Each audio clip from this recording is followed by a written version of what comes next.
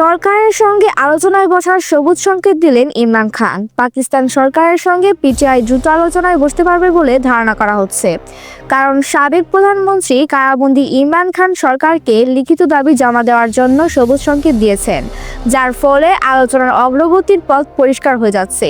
বৃহস্পতিবার ৯ জানুয়ারি এক প্রতিবেদনে এ তথ্য জানিয়েছে পাকিস্তানি সংবাদ মাধ্যম এক্সপ্রেস ট্রিবিউন। প্রতিবেদনে বলা হয়েছে, বুধবার ৮ জানুয়ারি আদিয়ালা কারাগারে ইমরান খান ও পিটিআই নেতাকর্মীদের আলোচনার পর তারা তাদের দাবিগুলো লিখিতভাবে জমা দেওয়ার সিদ্ধান্ত নিয়েছে। দীর্ঘদিন অপেক্ষার পর পিটিআই নেতাকর্মীরা ইমরান খানের সঙ্গে বৈঠক করতে সক্ষম হন। সরকারের সঙ্গে তৃতীয় দফায় আলোচনায় বসার আগে ইমরানের সঙ্গে বৈঠকের জন্য সরকারকে চাপ দিয়ে আসছিল পিটিআই। ইমরান খানের সঙ্গে ব্যারিস্টার গওহর আলী খান, আলী জাফর এবং শের আফজাল মারওয়াত সহ বেশ কয়েকজন নেতাকর্মী আদিয়ালা জেলের একটি আদালত কক্ষে সাক্ষাৎ করেন। কয়েকদিন ধরে দলটি দাবি করে আসছিল যে আদিয়ালা জেল কর্তৃপক্ষ ইমরানের সাথে দেখা করার তাদের প্রচেষ্টাকে বাধা দিচ্ছিল।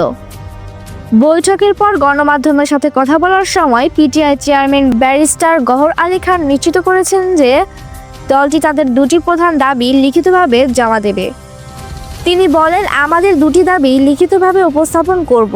খান সাহেব, ইমরান খান আমাদের অনুমতি দিয়েছেন এবং বলেছেন যে আমাদের দাবি লিখিতভাবে দেওয়া উচিত, তাই আমরা তা করব। Desk report, ITV Bangla.